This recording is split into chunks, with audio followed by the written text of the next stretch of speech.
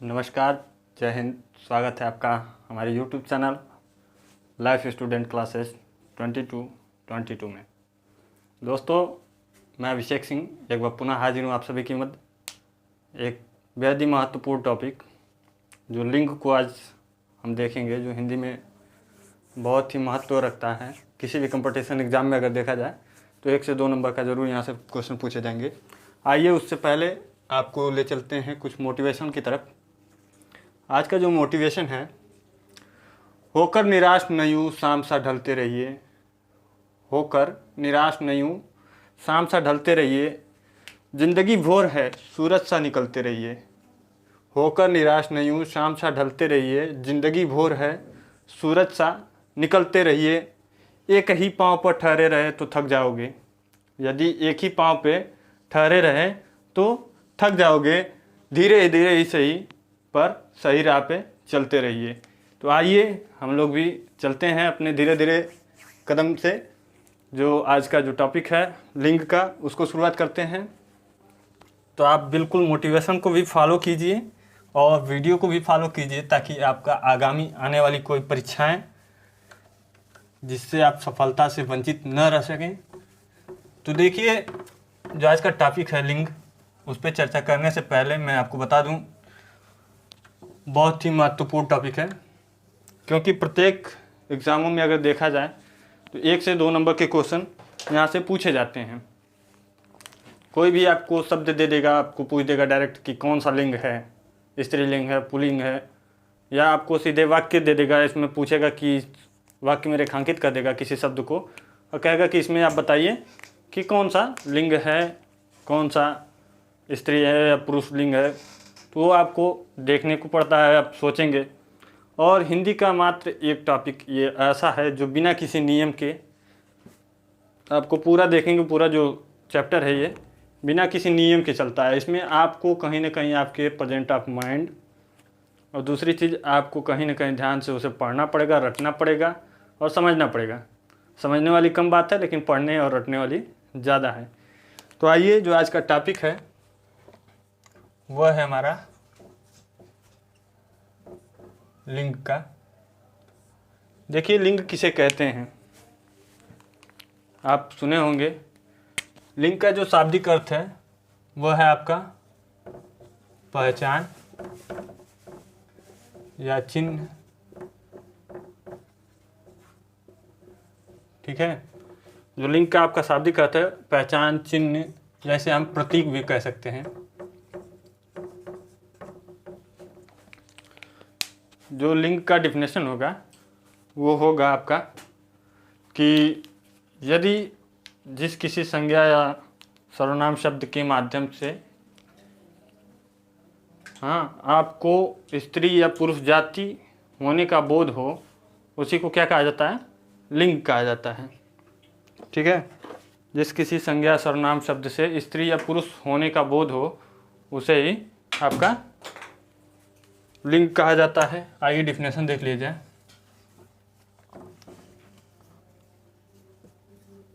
Definition है इसकी, जिस संज्ञा शब्द के माध्यम से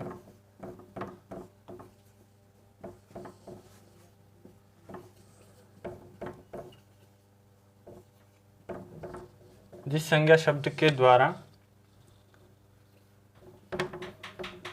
स्त्री या पुरुष होने का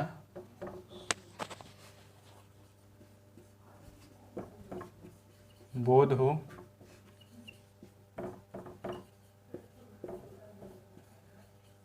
उसे ही लिंग कहा जाता है।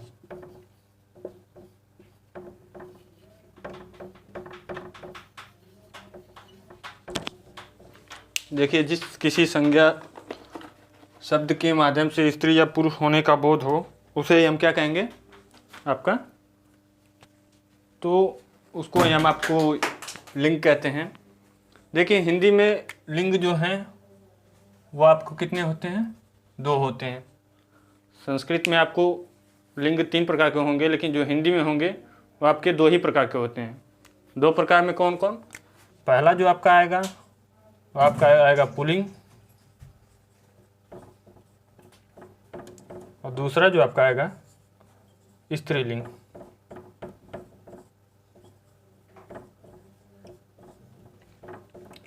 देखिए, जब पुल्लिंग का हम उच्चारण करते हैं, बोलते हैं, तो इसमें लगता है जैसे र का उच्चारण हो रहा है। कुछ लोग पुर्लिंग कहते हैं, तो उसको पुर्लिंग न करके बल्कि पुल्लिंग कहा जाता है। ये ऐसा क्यों होता है? तो इसमें देखिए, जो ये द्वित्व व्यंजन है, डबल ल जो दिखाई दे रहा है आपको, एक आधा एक पूरा, जो द्वित्व व्यंजन है, इसी का जब उच्चारण करते हैं तो हमको ऐसा लगता है कि र का कहीं ना कहीं उसमें उच्चारण हो रहा है, लेकिन ऐसी बात नहीं है। इसी ल के कारण ही आपको र का उच्चारण देखने को मिलता है। तो आज से आप लोग अब पुल्लिंग न करके बल्कि क्या कहेंगे? पुल्लिंग कहेंगे। तो हिंदी में आपका लिंग जो होगा वो दो प्रकार का होगा, पहला पुल्लिंग, दूसरा स्त्रीलिंग।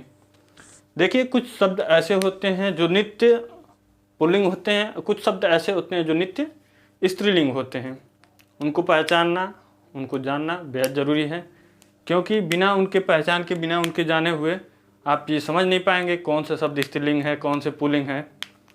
जितने खड़ी बोली क्षेत्र हैं उसमें तो आप समझ जाएंगे, अब विशेषण लगा के, क्रिया लगा के, ऐसे देख के, मतलब वाक्य के माध्यम से आप समझ जाएंगे कि कौन सा पुल्लिंग है, कौन सा स्त्रीलिंग है। तो आइए मैं उन्हीं कुछ शब्दों को बताता हूँ।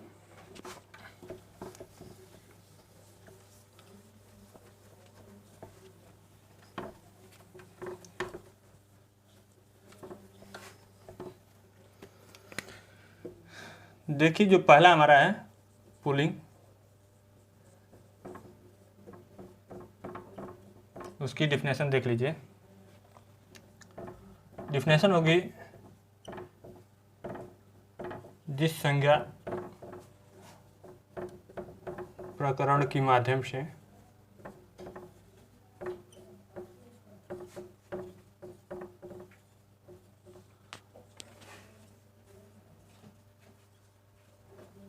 उस व्यक्ति या वस्तु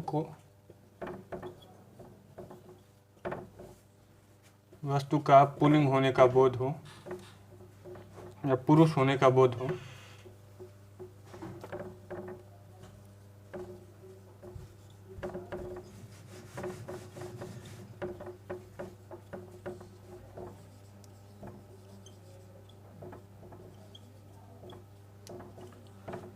देखिए पुल्लिंग किसे कहते हैं? जिस संज्ञा प्रकरण के माध्यम से उस व्यक्ति या वस्तु का पुरुष होने का बोध हो, उसे ही हम क्या कहेंगे?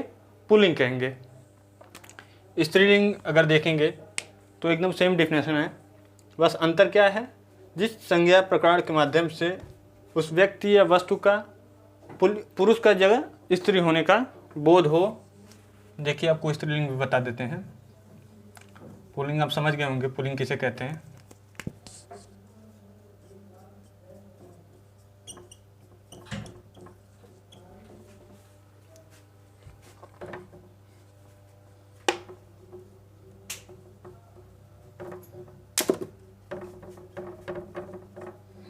देखिए, स्त्रीलिंग, जिस संज्ञा प्रकरण के माध्यम से उस व्यक्ति या वस्तु की स्त्री होने का बोध हो, उसे हम क्या कहेंगे? स्त्रीलिंग कहेंगे। तो आप दोनों डिफिनेशन समझ गए होंगे।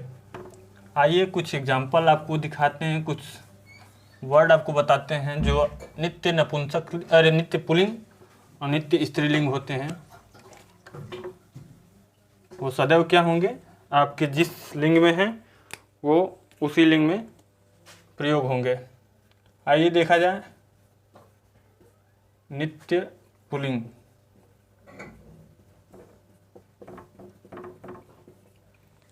देखिए, नित्य पुल्लिंग में क्या होता है? ये शब्द जो भी मैं यहाँ पे आपको लिखूंगा वो सब के सब आपके हमेशा जब भी प्रयोग किए जाएंगे सदैव आपके पुल्लिंग में प्रयोग किए जाएंगे। जैसे आइए मैं लिख दूं कौवा, मैं लिख दूं खटमल, एक शब्द है आपका तोता,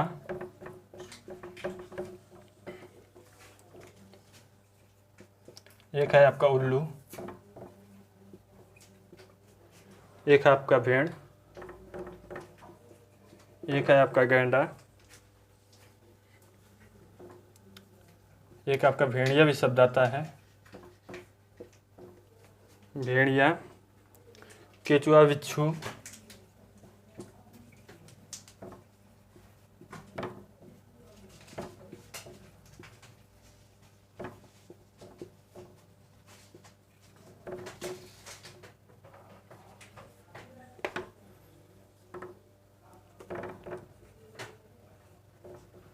चीता,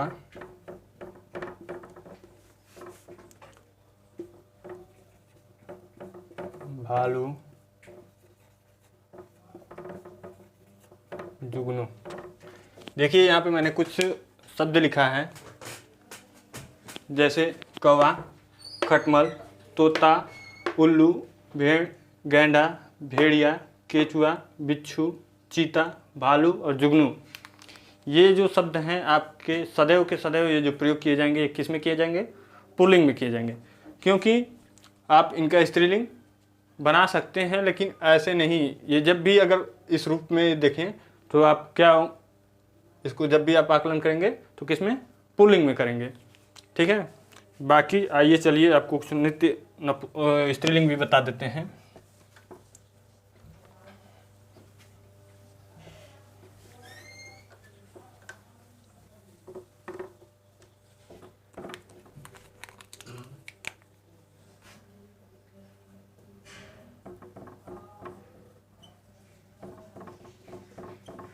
देखिए नित्य स्त्रीलिंग में कौन कौन से वाक्य आएंगे। जैसे आपका आ गया कोयल, मैना, तितली। ठीक है, आपकी मछली आ जाएगी,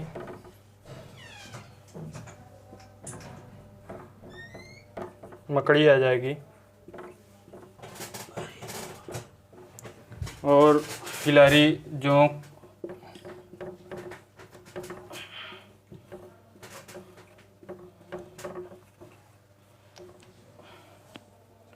गिलहरी हुई, जोंक हुई, चील हो गई, छिपकली हो गई। ये जो शब्द हैं क्या हैं? आपके नित्य स्त्रीलिंग में आएंगे, क्योंकि इनका प्रयोग सदैव आप जब भी करेंगे स्त्रीलिंग में करेंगे। ठीक है, तो देखिए अब आपको मैं कुछ ऐसी चीज़ें बता देता हूँ जो सदैव किस में होते हैं। कुछ अपवाद भी इसमें बहुत ज़्यादा देखने को मिलेंगे, तो आपको याद रखना होगा कि अपवाद, और प्रत्येक कंपटीशन एग्जाम में देखिए जो ये सब है इसमें से कम आपको क्वेश्चन पूछने को मिलते हैं, लेकिन जब भी देखेंगे अगर जो भी क्वेश्चन पूछे जाते हैं वो आपके सदैव के सदैव अपवाद से अधिक। क्यों? क्योंकि अपवादित जो होता है उसको लोग याद नहीं करते, सोचते हैं कि ये कहाँ पूछा जाएगा। तो आइए देखिए मैं आपको लिखवा रहा हूँ कुछ शब्द, उसको आप नोट कर लीजिएगा।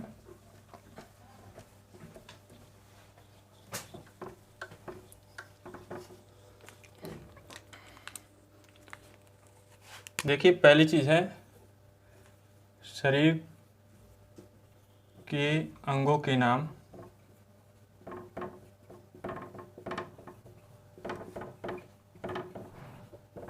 सदैव पुल्लिंग होते हैं।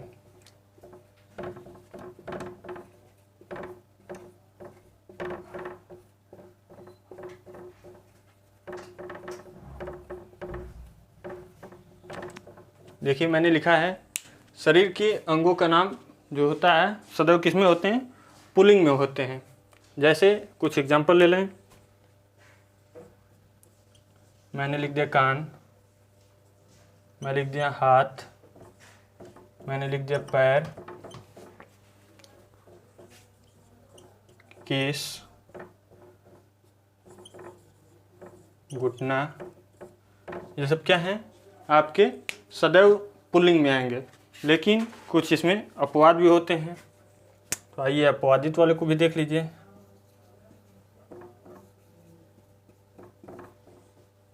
अपवाद में कौन कौन से आएंगे? अपवाद में आपका आएगा नाक,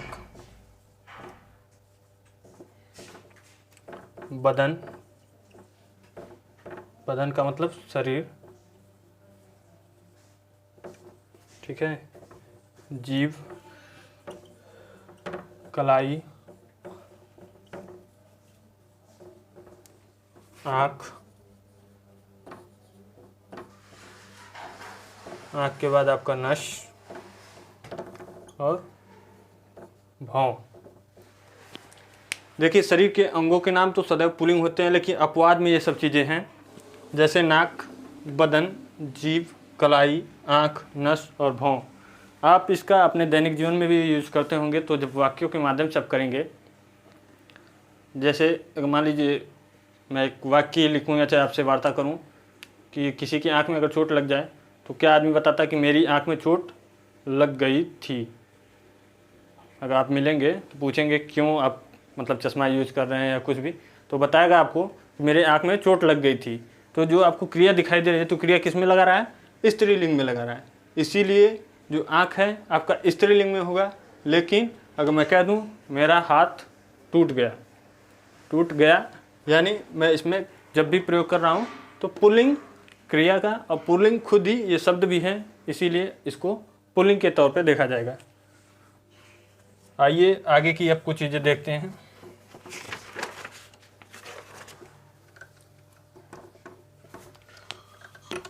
देखिए अगला चीज़ है जो अनाजों के नाम होते हैं वो भी आपके सदैव पुल्लिंग में ही होते हैं।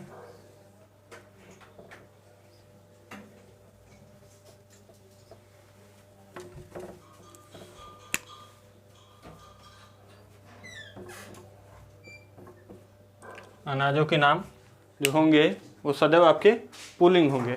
जैसे आइए एग्जांपल देख लीजिए, मैं लिख दूँ गेहूँ, चावल, चना, मटर,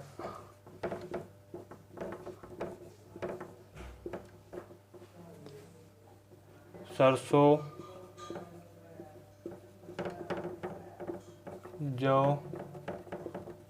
बाजरा।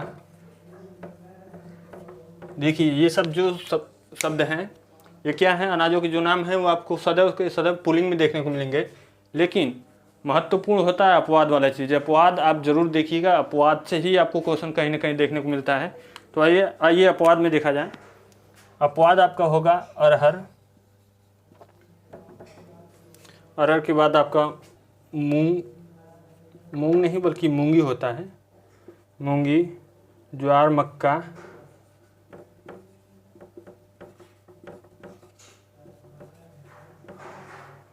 इत्यादि।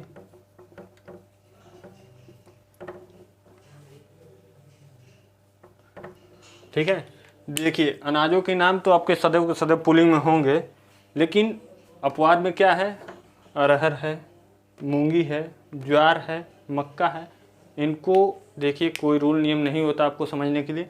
हाँ आप रट सकते हैं, आप विशेषण का या सर्वनाम का इन सब को प्रयोग करके भी आप देख सकते हैं। जैसे आप गए अपने खेत में, कहा कि देखते होंगे जैसे आप किसी से तुलना जब करते हैं कि मेरा गेहूँ आपके गेहूँ से बहुत ही अच्छा पैदावार हुई है, गेहूँ की जो पैदावार हुई है बहुत अच्छा हुई है, तो देखिए इसका प्रयोग जब भी आप करेंगे तो पुल्लिंग में करेंगे। लेकिन आप कह देंगे कि अरहर की दाल तो बहुत महंगी हो चुकी है, तो चुकी है तो इसका क्या मतलब? आपका जब क्रिया स्त्रीलिंग में प्रयोग हो रहा है तो निश्चित है ये शब्द भी आपका स्त्रीलिंग होगा। ठीक है। आइए देखिए आगे कुछ चीज़ें हैं। आगे हम चर्चा करते हैं आपकी धातुओं के बारे में।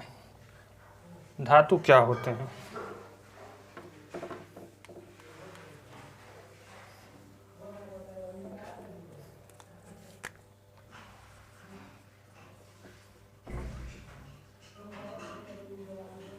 देखिए जो धातुएं होती हैं वो भी क्या होती हैं? आपके सदैव के सदैव पुल्लिंग में होती हैं। जैसे कुछ धातु मैं आपको लिख दूं,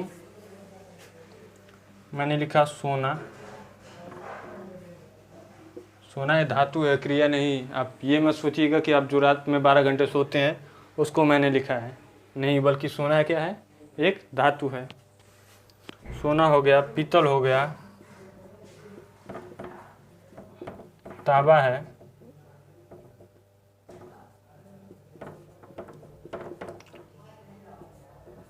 लोहा हो गया, जस्ता है, ठीक है। ये सब चीज़ें जो आपकी प्रयोग किए जाएंगे ये किस में किए जाएंगे, पुल्लिंग में। लेकिन अपवाद जो है, अपवाद में इसका बस एक ही चीज़ आता है, वो है चांदी। धातु में अगर अपवाद की बात की जाए तो एक ही धातु ऐसी है जो स्त्रीलिंग में प्रयोग की जाती है, बाकी के सभी जो धातु हैं वो आपके पुल्लिंग में प्रयोग किए जाएंगे।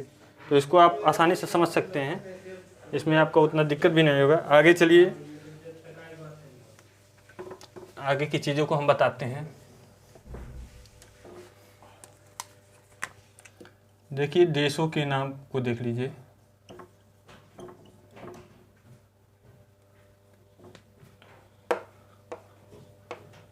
देखिए देशों के नाम भी होते हैं तो वो आपके पुल्लिंग में आएंगे, चाहे कोई भी देश ले लीजिए, भारत, ऑस्ट्रेलिया, पाकिस्तान, ठीक है। मैं लिख दूं सर्वप्रथम भारत, नल्ला पाकिस्तान,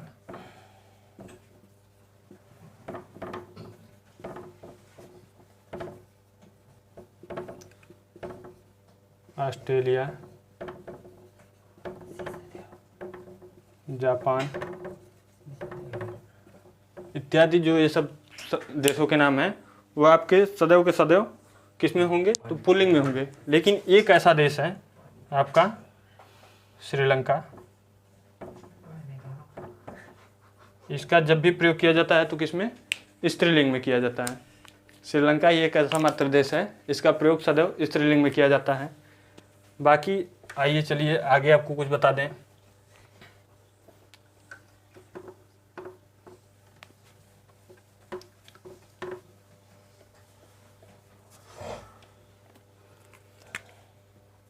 देखिए रत्नों के नाम भी होते हैं,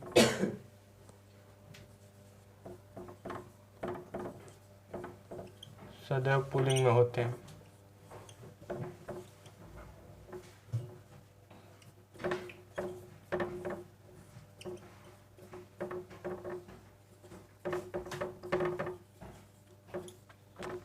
देखिए रत्न जितने भी होते हैं सदैव पुल्लिंग में होते हैं।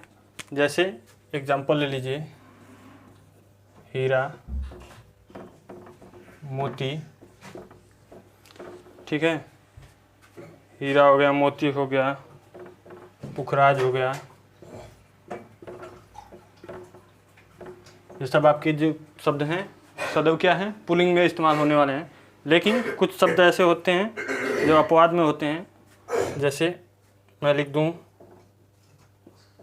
रत्ती और मणि, ये कैसे शब्द हैं, तो ये स्त्रीलिंग हैं, ठीक है।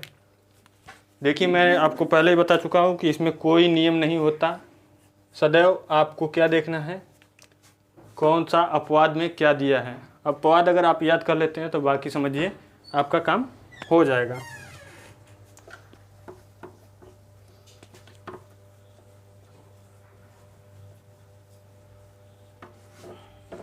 देखिए हिंदी वर्णमाला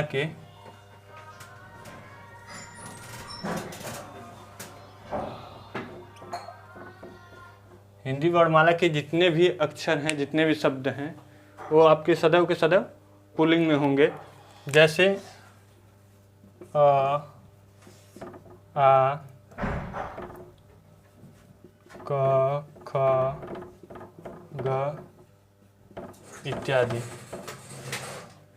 ठीक है। लेकिन इसमें भी अपवाद हैं। अपवाद क्या है, जो आपके लघु ई, दीर्घ ई और री, इन तीनों का जो प्रयोग होता है वो आपका स्त्रीलिंग में होता है। बाकी आपके सभी के सभी किस में आएंगे, तो पुल्लिंग में आएंगे, ठीक है। आइए आगे चलिए देख लीजिए।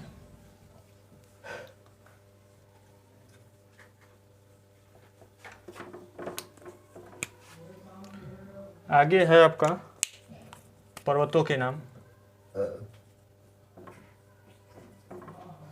पर्वतों के नाम जो है आपका सदैव इसका प्रयोग पुल्लिंग में किया जाता है। चाहे वो आप हिमालय को ले लीजिए, हिमालय हो, अरावली हो, ये आपका विंध्याचल हो,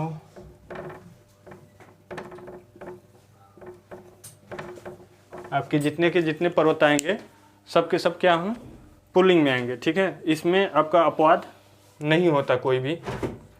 आपके पर्वत जितने भी होंगे सदैव पुल्लिंग में होंगे। आगे जो है आपका दिनों के नाम भी आपके पुल्लिंग में होते हैं। दिनों के नाम किस में होंगे, पुल्लिंग में। चाहे आप रविवार को ले लीजिए, चाहे आप शनिवार को ले लीजिए, कोई भी होगा दिन वो किस में आएगा, सदैव पुल्लिंग में आएगा। इसमें कोई अपवाद नहीं होते। तो इसको भी आप समझ जाएंगे आसानी से। आइए मैं आगे की चीज़ों को बता देता हूँ।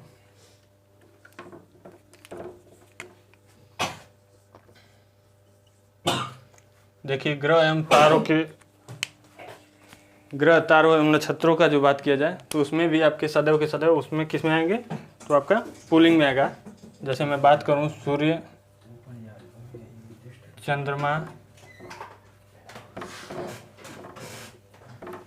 बुध, ये सब क्या हैं, आपके सदैव पुल्लिंग वाले शब्द हैं। अपवाद में बस एक चीज़ आती है इसमें, वो है आपका पृथ्वी।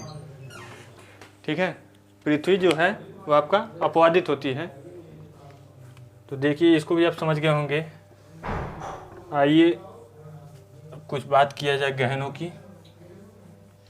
महिलाओं का जो सर्वप्रथम मांग होती है, सर्वप्रथम डिमांड होती है गहनों की, उस पर कुछ चर्चाएं होगी। तो गहनों के नाम भी होते हैं आपके, वो पुल्लिंग में होते हैं। जैसे कंगन, हार, और आपका जो टीका होता है जिसे मांग टीका लोग कहते हैं, ये सब आपके किस में प्रयोग होंगे, सदैव के सदैव पुल्लिंग में। लेकिन अपवाद इसमें ज़्यादा हैं। जैसे आपका एक शब्द है चूड़ी, पायल, बाली, ये शब्द हैं, ये अपवाद हैं। ये किस में आएंगे, आपके स्त्रीलिंग में। ठीक है, तो आप इनको भी समझ गए होंगे। आइए बात किया जाए जो पेय पदार्थ होते हैं या द्रव्य पदार्थ होते हैं उनको।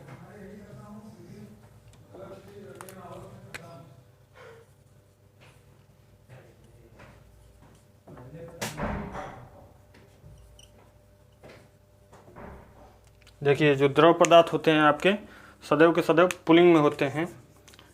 कौन कौन से हैं, जैसे घी, तेल, पानी,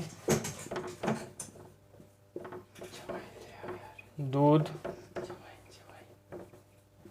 दही, ये शब्द क्या हैं, आपके सदैव पुल्लिंग वाले हैं। लेकिन स्त्रीलिंग में देखिए जो अपवाद है इसमें, शराब जो आजकल लोगों की डिमांड है, चाय, ठीक है, लस्सी और कॉफ़ी, ये जो शब्द हैं आपके जब भी प्रयोग किए जाएंगे स्त्रीलिंग में किए जाएंगे, तो ये अपवादित हैं। आइए देखिए आगे की चीज़ें। महीनों के जो नाम होते हैं,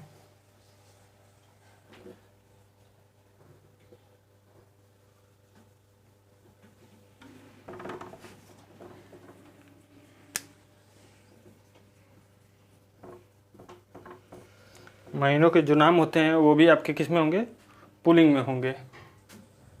जैसे मार्च, अप्रैल,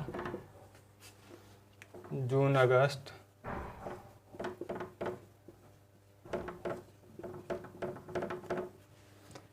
और आपका मिनट हो गया,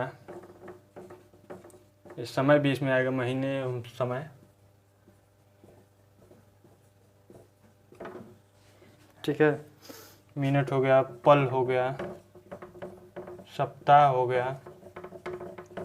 ये क्या है आपके पुल्लिंग है। लेकिन स्त्रीलिंग देखा जाए तो आप देखिए जनवरी, फरवरी, ठीक है, और जुलाई। जुलाई के बाद आपको जो रात होता है या सायं काल जो होता है वो भी आपका स्त्रीलिंग में होगा। अमावस्या,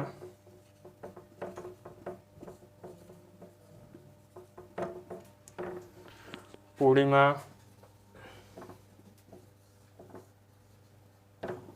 संध्या,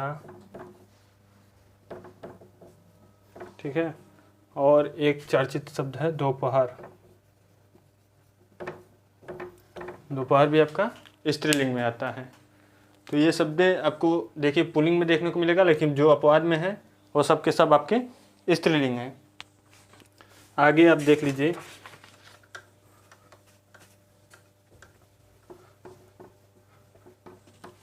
भौगोलिक जो क्षेत्र हैं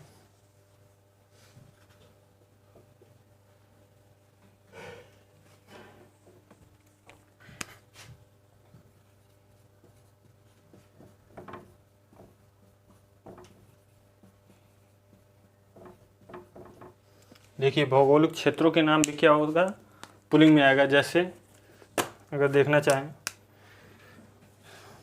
देश, नगर,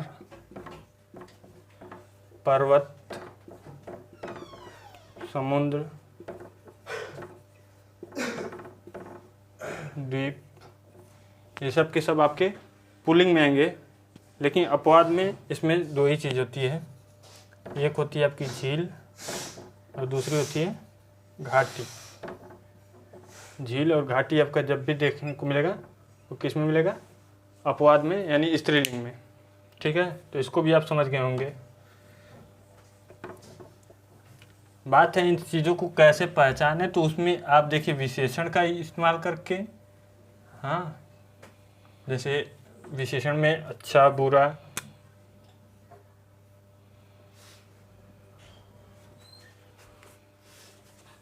देखिए समुद्रों के जो नाम होते हैं वो भी आपके सदैव के सदैव पुल्लिंग में होंगे, चाहे कोई भी समुद्र हो।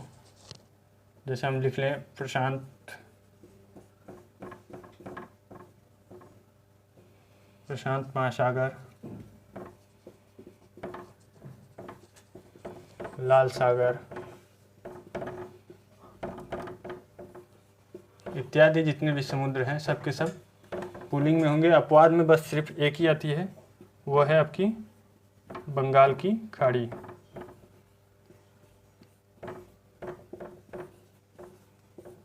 बंगाल की खाड़ी आपकी क्या है, स्त्रीलिंग शब्द है। इसको भी आप समझ गए होंगे। देखिए वृक्ष के जितने भी नाम होते हैं वो भी किस में आते हैं, आपके पुल्लिंग में।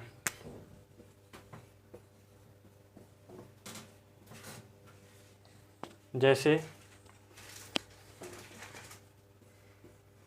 नीम, बरगद, पीपल, आम, बबूल, ये सब के सब आपके पुल्लिंग है। लेकिन अपवाद देखिए, अपवाद इसमें दो होता है, एक होती है आपकी इमली और दूसरी आपकी लीची। ये क्या है, अपवादित चीज़ है, यानी स्त्रीलिंग में सदैव इनका प्रयोग होगा। समझ गए होंगे इसे भी। आगे जो आपका है, बोलियां जितनी भी होती हैं आपके सदैव स्त्रीलिंग में होती है। अभी तक तो हम पुल्लिंग की बात कर रहे थे, अब बात करेंगे स्त्रीलिंग की।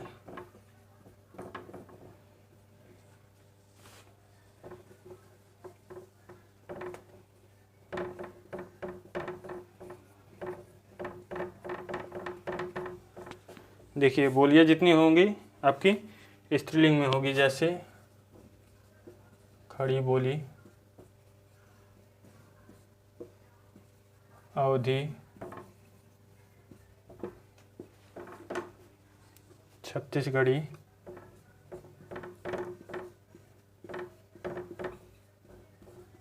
ये सब के सब आपके स्त्रीलिंग में होंगे, लेकिन अपवाद में जो होगा तो इसमें आपके कोई अपवादित नहीं होंगे।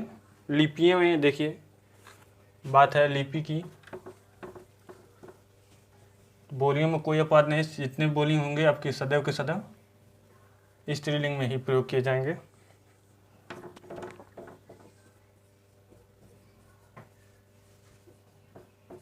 देखिए लिपियाँ जो होती हैं जो लिखने का, वो आपके किस में होंगे, वो भी आपकी स्त्रीलिंग में होगी।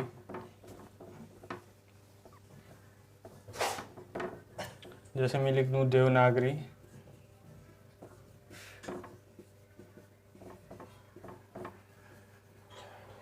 ब्राह्मी,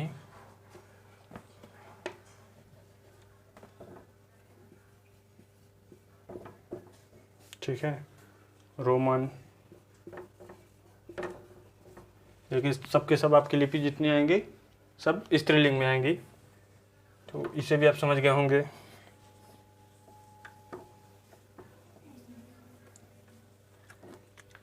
देखिए नदियों के नाम भी होता है आपके स्त्रीलिंग में होंगे, सभी के सभी नदी। अपवाद में इसके 2 ही आते हैं, तो अपवाद वाली मैं चीज़ें बता देता हूँ। अपवाद में आपका आएगा ब्रह्मपुत्र और दूसरी आपकी सिंधु, ठीक है। यही 2 के 2 आप देखेंगे तो ये आपके सदैव स्त्रीलिंग में आएंगे। बाकी कुछ शब्द ऐसे होते हैं जो संवैधानिक पद हैं, वो आपके उभयलिंग होते हैं, क्योंकि उसकी पहचान करना ऐसे नहीं, बल्कि जब कोई संज्ञा सर्वनाम या कुछ किसी का नाम जुड़ा हो तभी, जैसे राष्ट्रपति, प्रधानमंत्री, तो इसको आप जब भी प्रयोग करेंगे, जब भी कहेंगे, तो जब किसी का नाम से जोड़ा जाए तब आप कंफर्म कर पाएंगे कि किसका कहना चाहते हैं हम। मैं कह दूं राष्ट्रपति प्रतिभा देवी पाटिल, या मैं कह दूं राष्ट्रपति रामनाथ कोविंद, तो आप कैसे निश्चित कर पाएंगे कौन सा स्त्रीलिंग है कौन सा पुल्लिंग है। तो आप जब नाम देखेंगे, नाम सुनेंगे, तभी कंफर्म कर पाएंगे, ठीक है। तो आज आपका ये लिंक का जो मैंने टॉपिक है उसको कंप्लीट किया। देखिए अगर वीडियो अच्छी लगती हो तो वीडियो को लाइक, शेयर और कमेंट करना ना भूलिएगा, और ज़रूर एक कमेंट करके बताइएगा कि कैसा रहा आज का टॉपिक। और दूसरी चीज़, आप अपना भी जेंडर कमेंट के माध्यम से ज़रूर बताइएगा कि आप किस जेंडर के हैं। अगर आपने कमेंट किया कि आप पुल्लिंग हैं तब भी ठीक है, अगर आपने कमेंट किया कि आप स्त्रीलिंग हैं तब भी ठीक है। अगर जब दोनों में से कोई कमेंट नहीं करेंगे तो मैं आपको फिर मजबूरन उभयलिंग